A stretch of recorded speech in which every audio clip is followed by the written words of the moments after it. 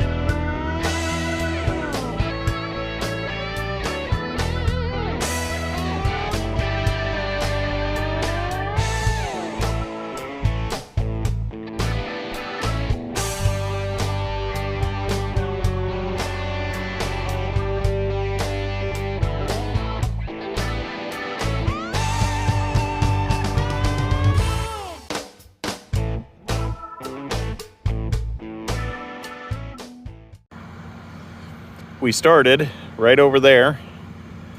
Obviously, it made quick work of it. You guys watched that. And if there's any doubt in anyone's mind, I am eye level right now, and I've got to look up. This stuff is tall. Talking at least 12 foot at the very least. And I'm sure once we get into the lowlands here where more of the water sits, we are going to find some 20 footers way back there in the jungle. The new Holland 327 continues to impress, just keeps taking it on the chin. And you can see I have the confidence with this machine. I've used it for several hours. I'm not afraid of whacking something like that. I mean, that is big. We're taking out whole trees. Tried to zoom in as best as I can. That's my hand for comparison. That's nothing to shake a stick at, no pun intended. Does a really good job. Got some dead ones here. If I can get lined up and make sure I don't run over any stumps with the tracks. Don't want to be ripping a track apart on a stump, but I might be able to get these, aim them that way, and turn them into toothpicks.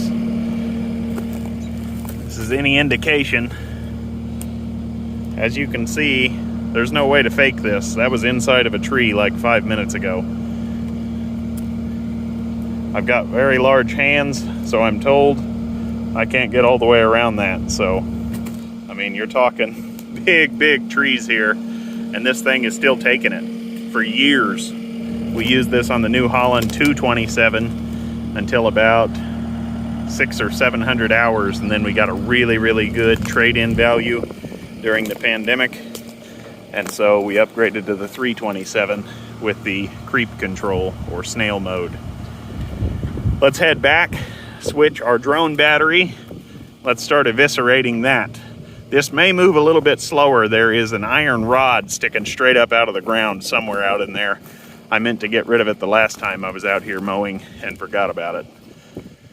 Let's get our battery switched out and we'll keep eviscerating these willow trees.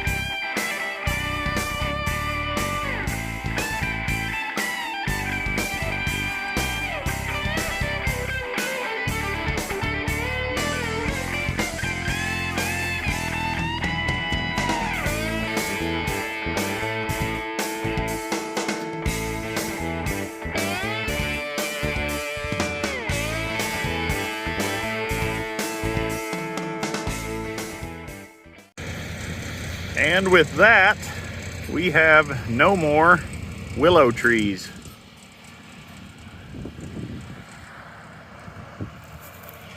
I am going to make a bold claim and say that Blue Diamond makes the best brush mower in the industry. This unit and this 327 are matched up perfectly. I'm always amazed what I find. There's a railroad track right on the other side of that, and I'm always amazed at the garbage I find thrown across the fence. I chewed up a tire, didn't even know I hit it. Granted, this is not a semi tire, but ripped right through the sidewall, well into the belt. I'm amazed how often I find those over here. Got a plastic tire right there. Not even gonna talk about that further. Don't even know what this is, but it's heavy. I'll make sure everyone can see that. That's where a blade struck it, tore and cracked the metal. Don't even know what this was to. It was not out there last year. I assume a railroad guy threw it over the fence, some kind of latch thing. This thing went shooting from right down in there about 30 feet all the way out in there, and I didn't really hear it with the mower. This thing is mean. Took a big chunk out of that rivet as well. Hit the mild steel quite nicely. If anybody knows what the heck that thing is, I'd love to know, but it's heavy. Looks like it twisted the back of it off, whatever it was. And I just kept cutting. Not trying to be some big dog beating his chest like a gorilla, but I knew the machine was okay because of the confidence that this machine has instilled in me after many, many years of use. I've taken down big trees, bigger than I should, bigger than it's rated for. I don't do it every day. It's not built for that. It's not a deck mulcher. It's not a drum mulcher, but it will certainly punch above its weight. Let's say it like that. It's a very, very nice machine setup. Really, really love it, and I'm very, very impressed with it still to this day after having it several years. I think with all of that said, I'm going to end the video. I would like to thank everyone that came along on the adventure today. Please hit that like button on your way out, subscribe if you're new, and share the video on your social media platforms. Again, thank you so much for watching, and we'll see you next time.